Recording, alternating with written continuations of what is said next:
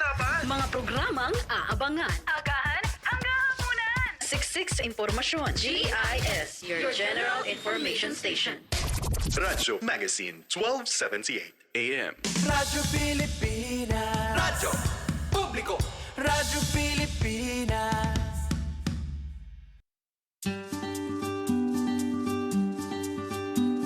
Alas 2 na, Golden Heart na. Makinig sa programang magbibigay ng boses sa ating senior citizens. Hatid ang mahalagang impormasyon at inspirasyon para sa mas masigla at masayang buhay. Ito ang Golden Heart, puso para sa seniors.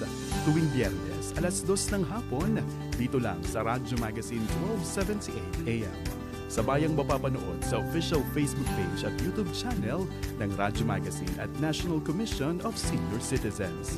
Alas 2 na, Golden Heart na. Ito ang Golden Heart Season 2. Kilalanin ang inyong host, isang veteranong lingkod bayan na may dekadang karanasan sa serbisyo publiko.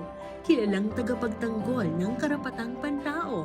Ngayon ay tagapagtaguyod ng kapakanan ng mga senior citizens. Samahan ang chairperson at CEO ng National Commission of Senior Citizens, Attorney Maria Merceditas N. Gutierrez.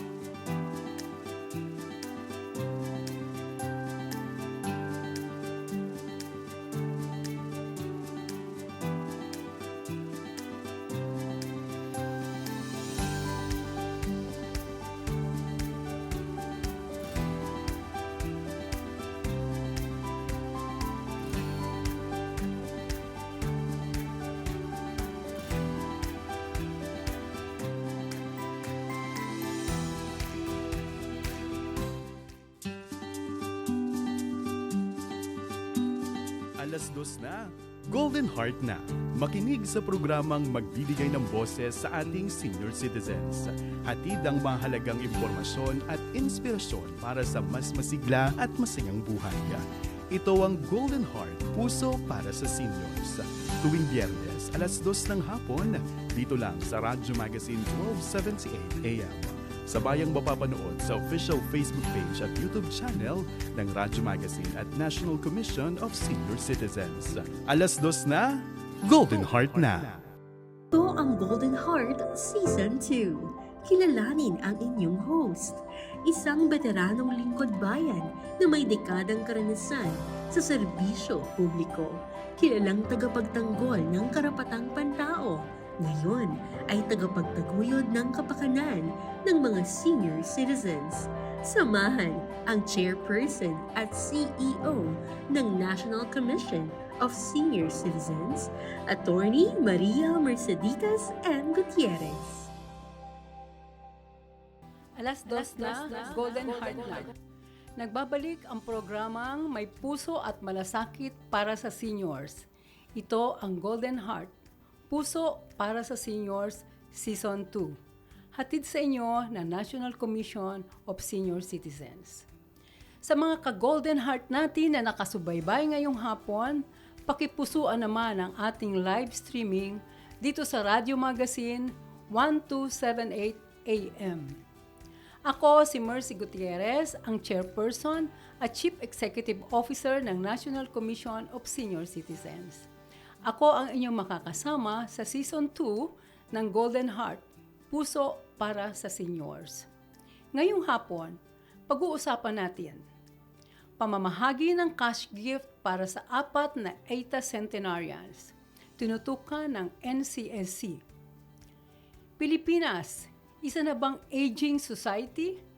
Alamin ang kalagayan ng mga senior citizens ayon sa Longitudinal Study of Aging and Health in the Philippines o LSAHP at best practices ng OSCA Taguig para sa mga senior citizens. Alamin natin. Bago tayo mag-umpisa, binabati at pinasasalamatan natin sina Direktor Fernando Amparo Sanga ng Presidential Broadcast Service at Miss Marinela A. Texon, Station Manager ng Radio Magazine.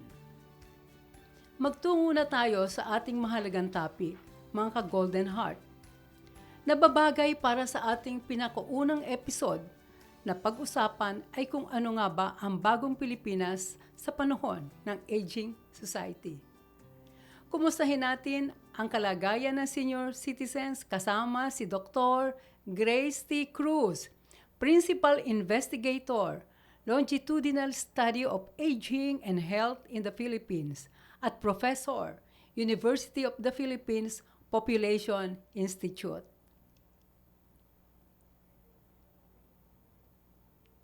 Ano ang Longitudinal Study of Aging and Health in the Philippines o LSAHP at ano ang kahalagahan nito sa pag-unawa natin sa kalagayan ng ating mga senior citizen? Doc Grace Cruz.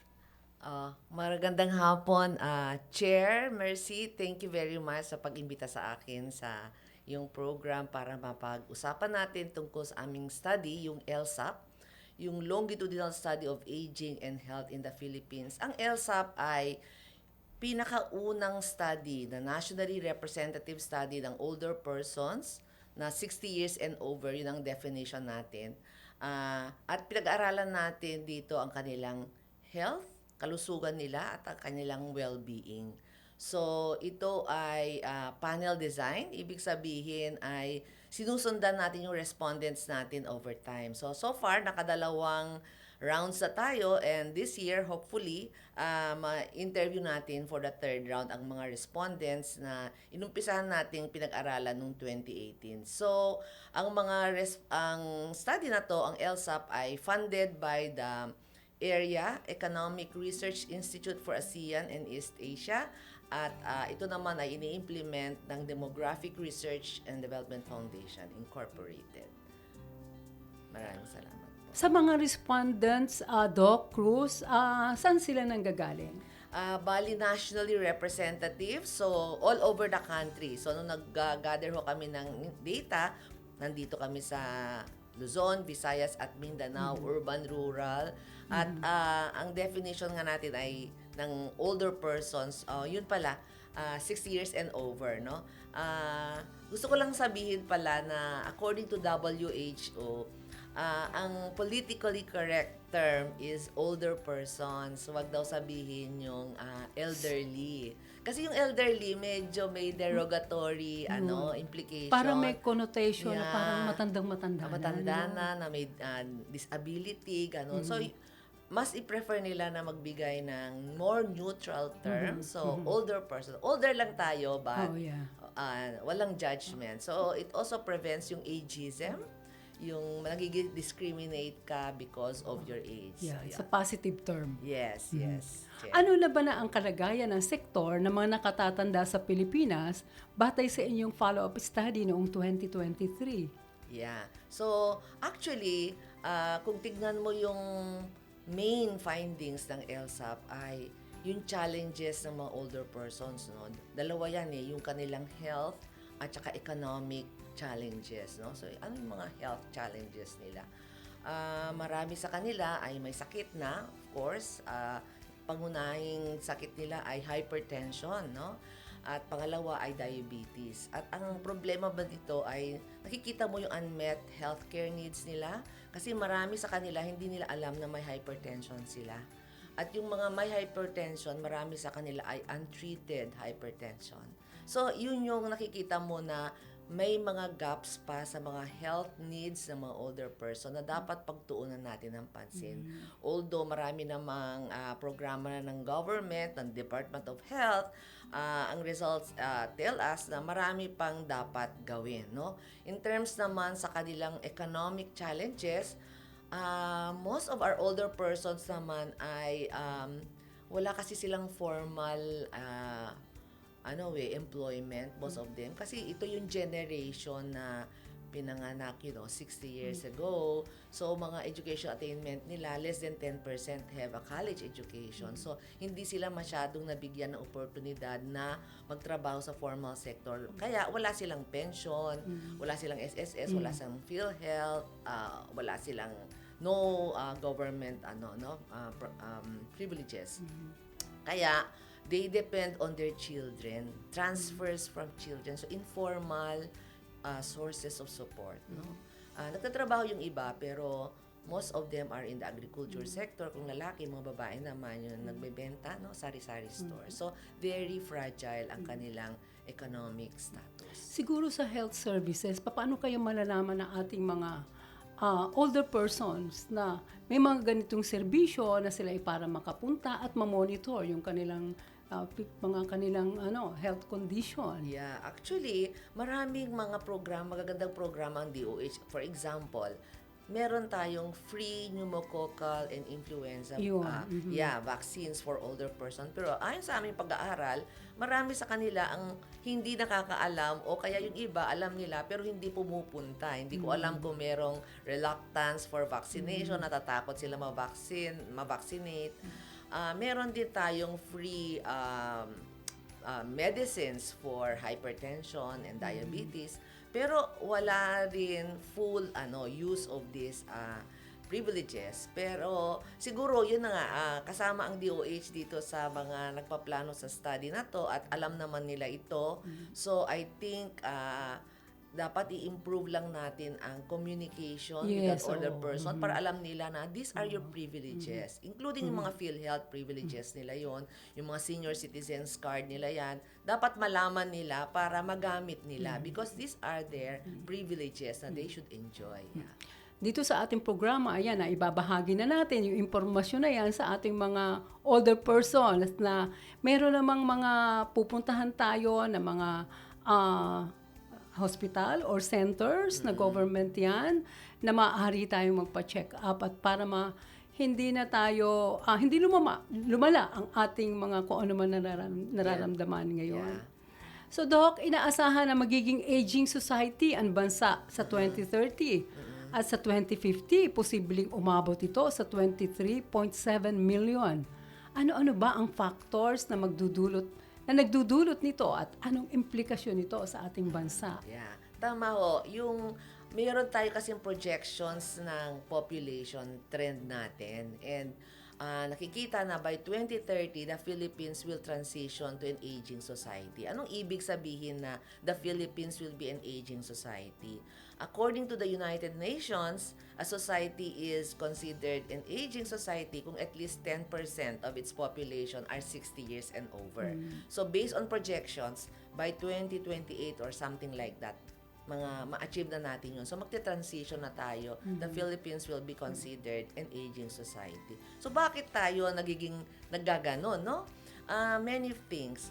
For one, nag-i-improve ang health condition. So, people are living longer. Humahaba ang buhay natin. So, noon, kung 60, medyo mahina, malapit ka na mamatay. Ngayon, you live to longer years, di ba? So, yung longevity natin ngayon, mas mahaba compared to noon. So, people live longer lives. Dumadami ang bilang ng nandun sa 60 and over. Ano pa? Kung tignan mo ang fertility or yung bilang ng anak ng mga women, nagdi-decrease. Siguro kung alam natin yung panahon ng mga lola natin, Malalaki ang pamilya, no? 6, 7 ang anak nila. Ngayon, 1.9 is the average number of children na lang. So, that is what we call a below replacement fertility. Yeah. At Ibig saka, Doc, napansin ko sa mga millennial, parang kukonti na mga anak. Yeah. Isa klase ko nga, tinatanong ko minsan, noon, tinatanong ko, ilan sa inyo ang gustong magkaanak? At ilan ang anak gusto nyo? Walang nagsasabi ng 0. Ngayon, tinatanong ko sila, the same question, meron na nagsasabing, ayaw nila magkaanak. So, nag-change yung preferences sila sa fertility. So, kung bumababa na yung number of young people, so in relative terms, mas malaki na yung proportion sa older ages. Kaya, parang sinasabi natin na magkakaroon ng age structural change na mas dumadami na ang relative proportion ng nasa medyo nakakatanda. Yan ang mga study na dapat naming malaman sa komisyon at para sa aming mga programa at services ay take that into consideration. Dok, ano pang mga pangangailangan ng mga senior citizens ang dapat pang pagtuunan ng pansin ng pamahalaan? Actually, marami. Napakarami. So, na-mention ko na yung health, na-mention ko na yung economic well-being, dapat pagtuunan ng pansin yan. Marami pa, kunwari yung ICT, yung lifelong learning. Isa yun ang gusto namin sana na bigyang pansin. Kasi, yung digital knowledge for the seniors or for the older persons. Yeah, because during the COVID, napansin natin na maraming na-isolate na older persons at the only way na they can get in touch with their relatives is through the cellphone. So, tinanong namin sa study namin, ilan sa kanila ang may cellphone, ano ang gamit ng cellphone, usually, ang sabi nila, socialization lang. Pero ngayon, marami kasing pwede nilang access sa services Tsaka para lang to prevent din yung scamming. Kasi napansin natin recently, ang dami na i-scam na mga matatanda. And that's because hindi nila masyadong alam yung bagong technology. So that one. So another thing is yung long-term care. Dapat pansinin din natin yun. Sa mga caregivers. Yeah. Tsaka caregiving. Kasi yung caregiving natin ngayon is really mostly family-based. And kung tignan mo sila, hindi sila trained to care for older persons. 5% in sa baseline study namin ang nagsabi they receive training. So, hindi sila masyadong trained how to take care. Kunwari, may stroke yung patient mo. Paano mo alagaan yun, no? At saka, meron na din tayong medyo konting crisis sa caregiving because sino ba ang traditional caregiver natin? Mga babae. But you look at the migration now, it's dominated by women. So, yung traditional caregivers natin, pumupunta na sa silang bansa na as to serve as caregivers for older persons elsewhere. So, kung ganun ang nangyayari, sino naman ang mag-aalaga sa mga older persons natin? Especially if yung fertility natin ay bumababa. So, kung assuming na 2 children and the average lang, isang babae, isang lalaki yan kasi balanced sex ratio. In the future, ilan ang ini-expect mo na mag-alaga sa'yo kung matanda ka na. So I think the government has to start thinking about caring for the older persons. Sino magiging caregiver ng future generation of older persons? Kasi yung currently, pwede pa. Kasi siguro ito yung mga generation na 4, 5 ang anak. So at least one of them is living with their children to take care of them. Pero nga, in the future, given the demographic change, Kung wala na anak. ano na ang Kung mangyayari? And this is something that's being experienced by countries like Japan, kaya kumukuha na sila ng robotics. They turn to robotics to help them care for their older Hindi person. naman natin makakaya yun, Doc. Oo, pero in the future, this is something that we have to think about, no? Paano natin aalagaan, no? Ang mga nakakatanda sa atin. Siguro pupunta din yan sa issue na dapat nang tumigil ang ating mga maaaring maging caregivers dito sa ating Pilipinas kung mag-improve ang ating economy at hindi na sila lalabas ng bansa.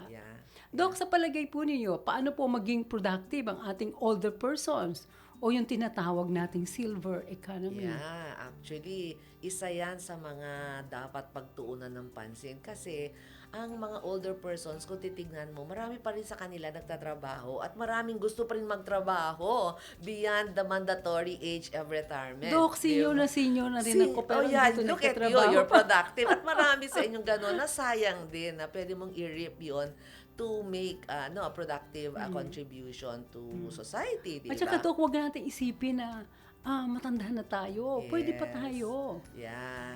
Yan yung mindset din ng mga older person. Dapat tignan din nila na ang feeling nila kasi yung iba, oy, 60 na ako, senior na ako. Tapos yung perception nila sa sarili nila, hindi na sila productive and all that. But there should be a change of mindset na ang feeling mo dapat ay you just continue because you are able, no? So yun yung dapat i-introduce din natin na magandang programa, Chair, no, sa NCSC na how do you make the older person realize that they are productive? Kasi sa totoo lang, based sa aming pag-aaral, ang laki ng value ng older persons na hindi lang natin binibilang. Dahil hindi natin binibilang how much they are caregivers for our grandchildren para makatrabaho yung mga anak nila. Pero hindi natin nakakount yung economic contribution na yon. Dahil hindi mo na naman sila sinesweldohan. They are also caring for, especially the older women, no, ang finding namin, they are the caregivers of the older men. They take care of the older, of their spouse, no? So hanggang ngayon, nagtatrabaho pa sila sa ating trabaho sa ating yun mga pamilya. kasi who else? Otherwise, you have to get somebody to care for them, no? They all take care of their grandchildren. Ang laki ng value, they also volunteer in the churches, in the community. They do a lot of work. So, lahat ito dapat alam natin na malaki din ang value ng older persons sa society, and therefore we should appreciate them. So this will also lead to avoiding ageism, yung tingin mo na matanda na yan, so wala na yan silbi. So dapat yun.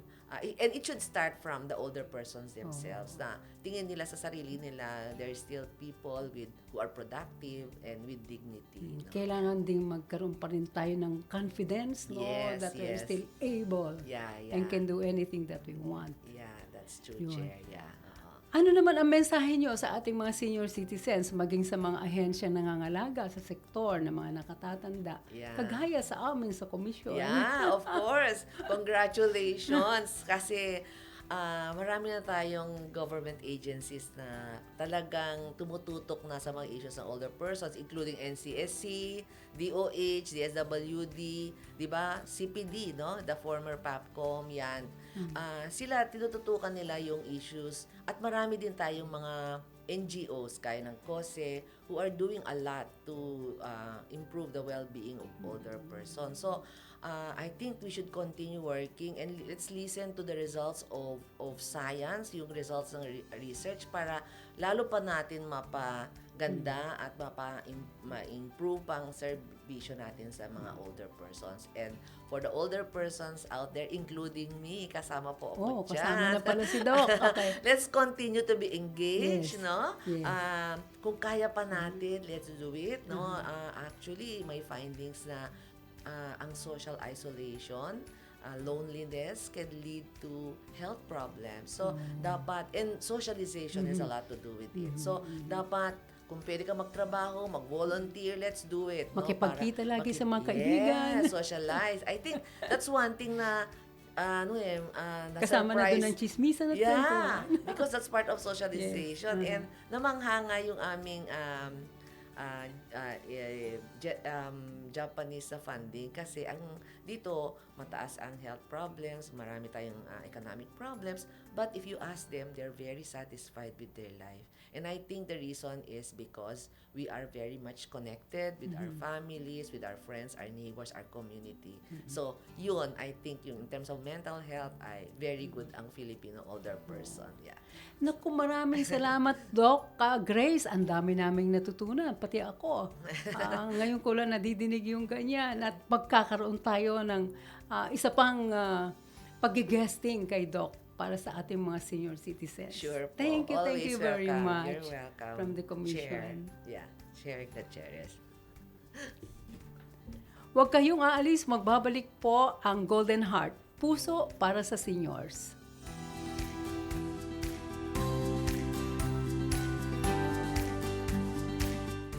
Radyo Pilipinas Magazine 1278. Radyo Pilipinas.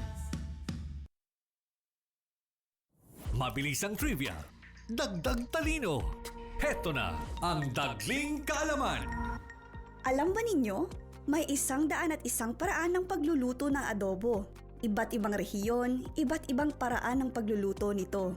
Adobong baboy, manok, pusit, kangkong, pati adobo sa gata, sa dilaw at may pineapple o Sprite rin. Pwede ring piniprito, ni-roast, flakes o sushi. Iba't ibang bersyon pero iisa lang ang sigurado, lahat masarap. Kaya ang tanong, ikaw, anong paboritong adobo mo? Kaunting kaalaman na malaking dagdag talino. Abangan muli ang susunod na Dagling Kaalaman. Bes, grabe! Nanalo ako ng 1 million pesos sa isang online raffle. Hala, totoo? Saan ka sumali? Hindi ko nga maalala eh. Basta may nag-text. Sabi, congratulations! You won! Just send your details and pay a small processing fee para ma-claim ang prize. Naku po! Juan! Scam yan! Ha? Hindi kaya? Mukhang legit naman yung link. May logo pa ng bangko. Ayan na nga sinasabi ko eh. Ang mga scammer ngayon, magaling na gumawa ng peke. Kahit logo at website, kayang gayahin. Di paano yan? Nakausap ko na yung agent nila. Humihingi na ng ID at saka bank account ko. Juan, tama na yan. Baka hindi mo lang pera ang mawala. Pati identity mo pa. Identity theft yan. Hala, seryoso? Pero sabi niya, limited time offer daw. Aba, pati pressure tactics gamit na nila. Classic scam move yan. Huwag na huwag mong padadalahan ng pera o info. Bes, buti na lang talaga andyan ka. Muntik na ako mabiktima. Mga dapat tandaan para hindi mabiktima ng scam. Huwag magbigay ng personal na impormasyon tulad ng pangalan, birthday, address, bank details, password o OTP. Huwag basta maniwala sa nanalo ka messages lalo na kung wala namang sinalihan. Iwasang magpadala ng pera sa mga hindi mo lubos na kilala kahit sabihin pa nilang processing fee lang. I-verify muna ang mga tawag, text at email. Tumawag sa opisyal na numero ng kumpanya o institusyon. I-report ang scam attempt sa NBI Cybercrime Division o sa PNP Anti-Cybercrime Group. Tandaan, sa digital world, ang pagiging wais ang tunay na panalo. Kaya huwag magpabudol, bes.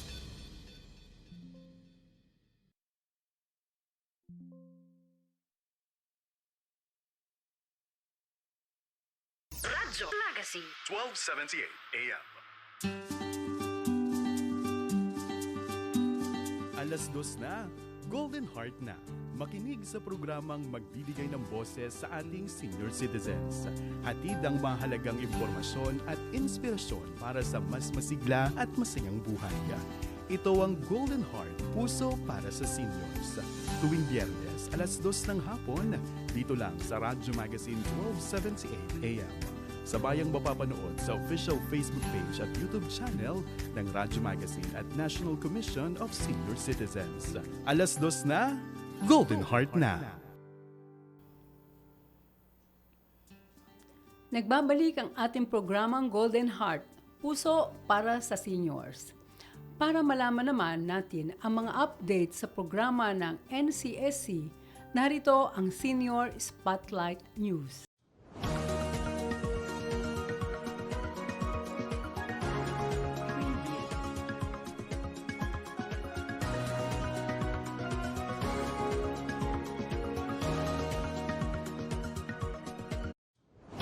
Narito ang pinakabagong update sa nationwide implementation ng Republic Act number 11982 or Expanded Centenarians Act as of December 31, 2025. Para sa taong 2025, may kabuuang 2,839,390 na ang naipamahagi para sa 268,333 grantees na may milestone ages na 80, 85, 90, 95 at 100. Ito ang breakdown ng mga grantees batay sa milestone age. 80 years old, 141,859. Ito po ang pinakamarami. 85 years old, 83,517. 90 years old, 32,168. 95 years old, 9,055. At 100 years old, 1,734. Kaugnay po niyan, gusto lang po namin ipabalita sa inyo na ang ating pamamahagi ng cash gift ay accounted at documented dahil nakatanggap po tayo ng Zero Disallowance Report mula sa Commission ng Audit o COA. Ibig sabihin po niyan ay maayos, transparent at responsable po ang nagamit natin ang pondo ng bayan para sa ating mga mahal na senior citizens. Asahan ninyo mga ka-Golden Heart na maipagpapatuloy po natin yan, ang magandang pamamahala ng ating pondo para sa inyong kapakanan. Sa ating susunod na update, magandang balita mga ka-Golden Heart, sa sama-samang pagtutulungan ng mga ahensya ng gobyerno, kabilang ang OSCA, local governments, at iba pang government institutions, naging mabilis ang pagbibigay natin ng tig 100,000 cash gift para sa 4 na ETA centenarians noong Wednesday, February 11, 2026 sa Kapas Event Center, Tarlac. Bukod sa cash gift o cash grant, ipinaabot din ng komisyon ang felicitation letter mula kay Pangulong Ferdinand Marcos Jr. bilang pagbati at pagkilala sa 4 na katutubo. Tinitiyak ng National Commission for Senior Citizens na mas mabilis pa ang pamamahagi dahil maaari nang makapili ang mga grantees kung cash ba o bank transfer nilang matatanggap ang ECA grants. Nananatiling prioridad ng NCSC na matiyak na ang bawat katutubong senior citizen ay hindi malilimutan kahit ilang henerasyon man ang dumaan. Nagpapasalamat din tayo sa ating mga kasangga sa Kongreso na sina Congressman Ompong Ordanes at Congressman Mila Magsaysay sa walang humpay na suporta sa National Commission of Senior Citizens. Para naman mas maipaliwanag kung paano mapapabilis at mapapadali ang aplikasyon para sa Expanded Centenarians Act, makakasama natin ngayong hapon ang ating partner sa local level, isang representative mula sa Office for Senior Citizens Affairs o OSCA. Ibabahagi niya ang best practices ng OSCA sa pagproseso ng mga aplikasyon sa kanilang lokal. I-welcome natin ang aking paboritong OSCA head, si Miss Ramonita Nitz Jordan ng Taguig City. Ano ba itatawag ko? Nitz. Gusto kong sabing Miss OSCA head. Miss OSCA head. Nitz, maaari ba ninyo ikwento ang papel ng OSCA sa pagpapatupad ng Expanded Centenarians Act? Okay, magandang hapon po sa lahat ng ating tagapakinig sa programang Golden Heart. Okay, sa ginagamit natin ang ating database, hinahanap na kaagad namin ng 80, 85, 90, 95, 100. Kasama ang ating mga staff sa OSCA, kasama ang ating DSWD at ang ating barangay affairs na empleyado, inaayos natin nito, minimiting na namin sila. At agad namin nakikita yung mga tao na hinahanap Naku po, natin. yan po ang hinahanap natin sa OSCA, ang maging proactive. Yan. Dahil kayo ang may listahan ng lahat ng mga, Opo. kasi kayo ang nagbigay ng mga ID. OSCA ID, no? Opo. So, naandyan ang kanilang birth dates na pwede nyo nang matingnan at sino ba ang mag-80, sino ba mag-85, no? Sino magwa-100. Kaya, umaasa po kami sa OSCA, sa ating pagtutulungan para mabigyan po natin kaagad-agad itong ating mga older persons. Tama po. Dahil sa OSCA talaga nanggagaling ang pagrehistro ng lahat ng mga senior citizens sa kanya-kanyang barangay, sa kanya-kanyang syudad at munisipyo. Yeah, Nils, ano ba ng karaniwang nagiging problema o hamon ng ating mga older persons sa pag-aasikaso ng kanilang application para sa ECA? Usually po, ang nakikita ng problema dyan ay hindi nagkakaroon ng discrepancy ang name at saka birth date. Yan. Tapos, pangalawa, wala silang ibang valid ID. Ayan. Tapos, yung iba, hindi natin naparehistro sa PSA. Yan ang karaniwang mga problema natin. At alam ko, Nils, tumutulong pa kayo para magkaroon sila ng, kung halimbawa man, wala silang birth certificates, no? At kung maano naman, kikita na at itong mga birth certificates naman ay mapapa-delayed registration, ano? Pwede. So, yun ang maitutulong ng ECA sa ating mga older persons. So, dito po sa Taguig, napakahalaga ng pagkuha nila ng senior citizens ID. May pinifill upan silang registration forms, application form, ilalagay nila yung mga needed requirements, ipapa-CI namin kung talagang nakatira talaga siya doon. So, kailangan natin ang barangay certification. Pag may ganyan na sila, maglalagay na sila ng kanilang maganda, kaakit-akit na mga larawan sa ating application form at sila ay gagawa na natin ng senior ID. citizens ID. At saka ang pagbibigay ng ng senior citizens Aba. ID, yan ba ay madalas o minsanan lang? Ang Nils? sa amin ay madalas. At saka ang pagbibigay ng senior citizens ID ay house to house. Oh, Hindi wow. na sila pumupunta sa City Hall. Kaya talagang bilib na bilib ako dito sa OSCA ng Taguig eh. O At hinahatid saka, talaga sa bahay. Nils, ano ba yung mga best practices sa Taguig para sa ating mga older persons na dapat marinig ng iba ding OSCA? Ang Taguig po, pagka ikaw ay registered, nakakatanggap ka ng birthday cash gift. Nax. 60 years old hanggang 69, makaka-receive ng 3,000. 70 to 79 receives 4,000. 5,000 for 80 to 89. At saka 80 to 89. 90 to 99 Parang may receives counterpart dun 10,000. sa bigay namin, Nils? Opo.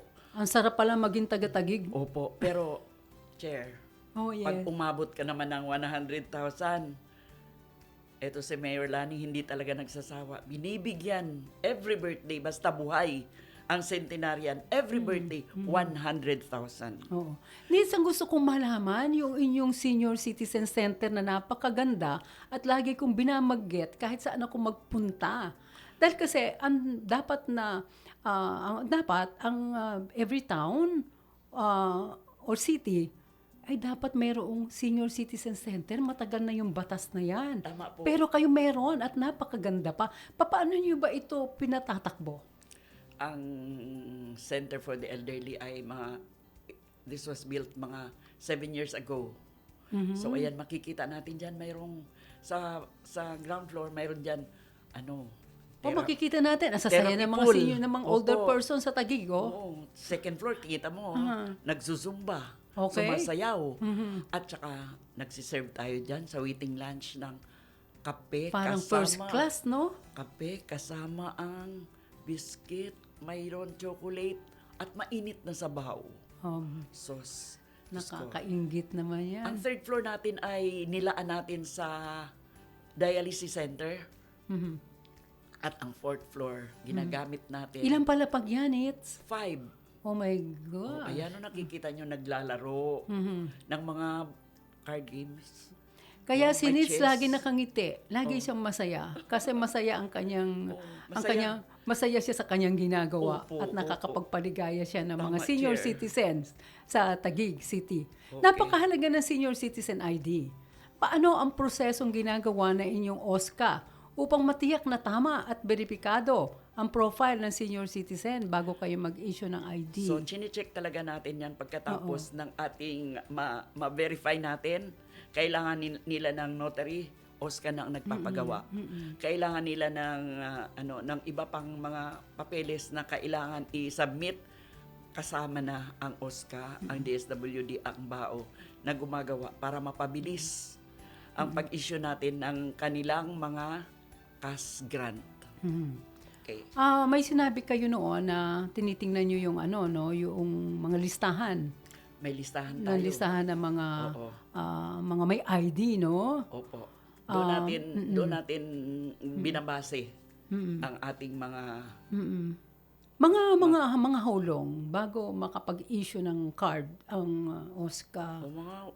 okay, pagka kumpleto ang requirements, kaagad-agad naman nabibigay. Kaagad-agad naman nagagawa. Tapos na ipapa-endorse na kaagad Pa-endorse na. sa mayor, Opo, pirmahan ni Tapos mayor. dadali na kaagad sa atin sa National komisyon. Commission. At Oo. kayo din, inaayos din ninyo, mabilis din ang inyong Oo. So ngayon sa At saka Taguig, needs, kailangan may application forms. may application. Opo, Oo, tama yun ang yun. magiging base natin sa pag-aksyon. Kaya nga po kami ay parang mayroong schedule sa 19 para sa District 1, sa District 2, 20, at sa 21, yung lahat ng unclaimed. Tapos may bibigyan pa kami isang centenarian taga Upper Bicutan, si Pablita Ukag. 20 na lahat ang centenarian na nabigyan natin. Okay, oo. Na kailangan pang tingnan natin lahat, ang masuyod natin lahat Opo. ang ating mga centenarians dahil ang lagi ko sinasabi ay time is of the essence. We cannot lose time Life is short. para sa ating mga older persons. Kaya kailangan mabilis ang pagbibigay, Tama mabilis ang pagpuproseso. At iyan ay sa pagtutulungan ng OSCA at ng National Commission of Senior Citizens. Ano naman ang ano ang magiging mensahe nyo o paalala sa ating mga older persons at sa kanilang pamilya kung nais nila mag-apply sa ating tinatawag na Expanded Centenarians Act? Dapat sa mga anak o pamilya ng ating mga senior citizens, matagal-tagal pa. Kayo mag-80, 85, 90, 95, 100. Ngayon pa Mag-apply na. lang. Mag-apply na. Oo, yan. Magparehistro sa magkaroon na sila ng RRN.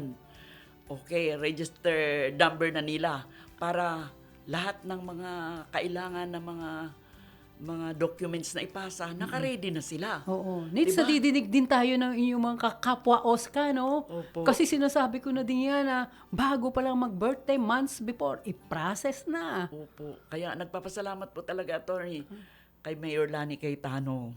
Napaka-passionate niya Supportive. sa pagtulong sa ating mga senior Oo, nakikita citizens. natin yan. Dahil sa center pa lang, kitang-kita Opo. na.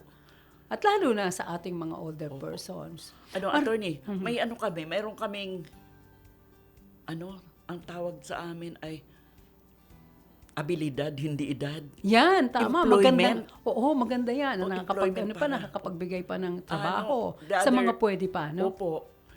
Kamakailan lang nagpirmahan ng MOA si Mayor at kasama ang DOLE, kasama ang aming PESO, Public Employment Service Office, na magkakaroon sila ng trabaho sa McDonald's, sa Jollibee, sa Starbucks, sa Mango. Oh, naku, diba? magandang balita. Oo. Nits, maraming salamat sa pagiging guest dito sa ating programa at sana maimbitahan ka namin muli. Sige po. Kay Nits Jordan na aking paborito. Nako. Maraming salamat. Maraming salamat din po, Attorney. Para sa inyong katanungan sa mga programa ng National Commission for Senior Citizens, maaaring makipag-ugnayan sa pinakamalapit na NCSC Regional Office sa inyong lugar. Makikita sa inyong mga screens ang contact information ng aming 16 regional offices sa buong bansa. Bisitahin din ang NCSC website at i-follow at i-like ang NCSC official Facebook page at TikTok at NCSC Philippines. Mag-subscribe na rin sa aming official YouTube account. Upang magbigay inspirasyon sa atin ngayong hapon, tunghayan natin ang kwento ng isang retired broadcast journalist at ngayon ay naglilingkod bilang community tour guide sa Intramuros, Manila. Siya ay proud na nagtapos sa Community Tour Guiding Project ng NCSC at Department of Tourism noong Nobyembre 2025. Patunay na ang pagiging senior citizen ay hindi hadlang sa pagtupad ng bagong pangarap. Ito ang kwento ng bagong oportunidad para kay Mr. Edgardo Ed Satira.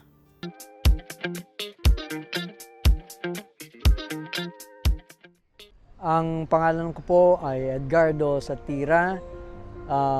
Tawagin na lamang ninyo na si Ed.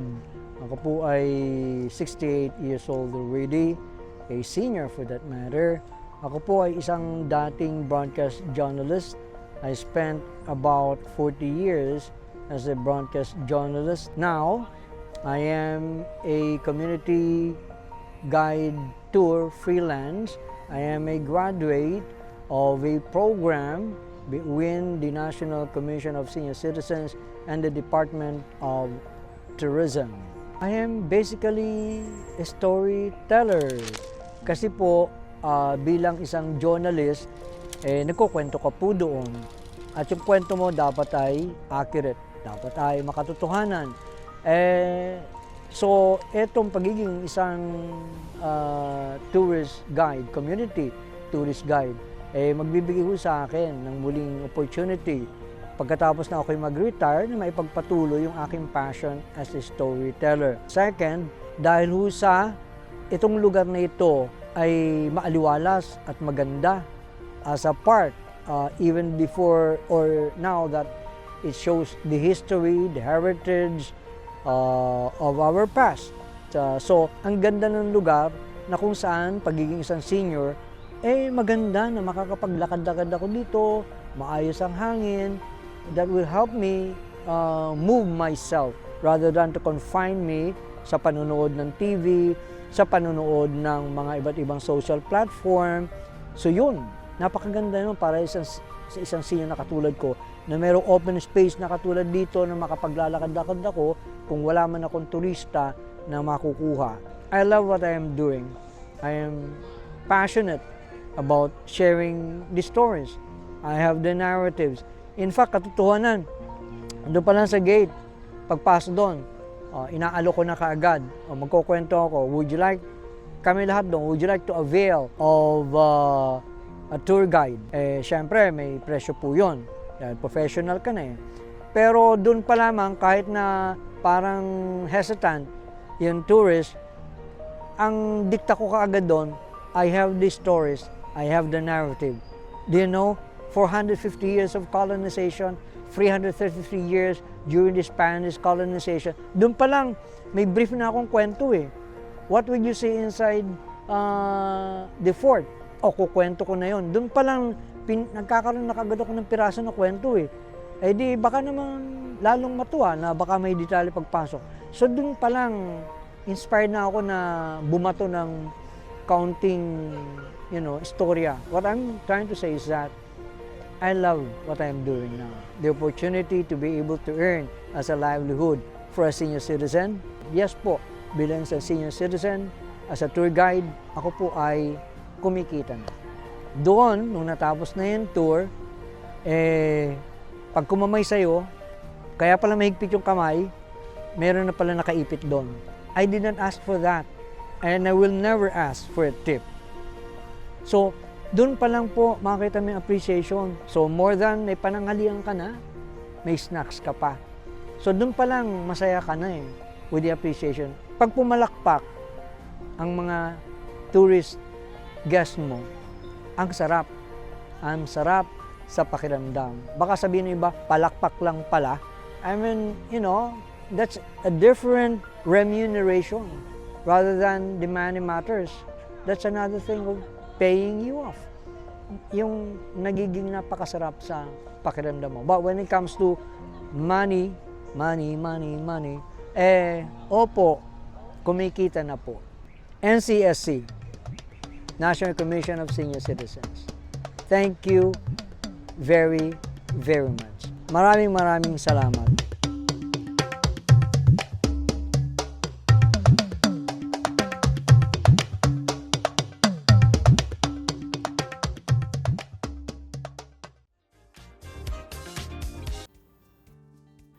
Ang galing-galing ni Ed Satira. So, yan ang example po natin na ang older person, ang mga seniors, na tinatawag natin, ay nakakapagtrabaho po at magagaling pa. So, sa ating mga naging guest, maraming salamat.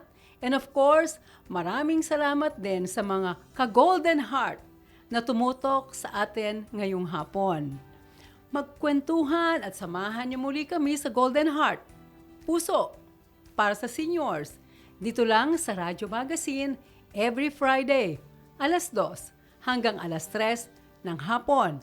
Ako ang inyong lingkod, Mercy Gutierrez, ang chairperson at Chief Executive Officer ng National Commission of Senior Citizens. Happy Valentine's Day po sa ating lahat.